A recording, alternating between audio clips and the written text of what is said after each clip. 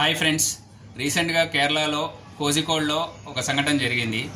ఒక ఉపాధ్యాయురాలు తను టీచర్ వృత్తి నిర్వర్తిస్తూ తను వెళ్ళే రూట్లో పెట్రోల్ కొట్టించుకొని తర్వాత తనకు వాష్రూమ్ అవసరం పడి మేనేజ్మెంట్ అడిగితే ఆ మేనేజ్మెంట్ వాష్రూమ్కి తాళం వేయడం వల్ల తను హర్ట్ అయి ఇమీడియట్గా పోలీసు వాళ్ళకి ఇన్ఫామ్ చేయడం జరిగింది.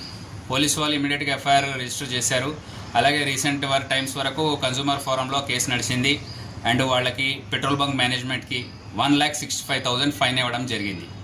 యాక్చువల్లీ ఇక్కడ మనం గమనిస్తే ఏంటంటే పెట్రోల్ బంక్స్ నామ్స్ పరంగా ఒక హౌజెస్కి కానీ దేనికైనా 50 మీటర్స్ డిస్టెన్స్ ఉండటం, లేకపోతే చుట్టుపక్కల ప్రాంతాలకి ఇబ్బంది కాకుండా అన్ని ఫైర్ ఎక్స్టింగ్విషర్స్ పెట్టడం, అలాగే వాళ్ళకి కావాల్సిన వాష్రూమ్స్ కూడా పెట్టడం అనేది నామ్స్ పరంగా ఉండాలి. అలాగే కన్జ్యూమర్ ఫోరం వాళ్ళు కూడా సిటిజన్ పెట్టిన ప్రతి రూపాయికి వాళ్ళకి న్యాయం జరిగేలా చేస్తున్నారు. ఇలాంటి సంఘటనలు జరగటం వల్ల, స్ట్రిక్ట్గా ఉండటం వల్ల హెల్దీ అట్మాస్ఫియర్తో కంట్రీ ముందుకెళ్తుందని మనం ఆశిద్దాం. All the best.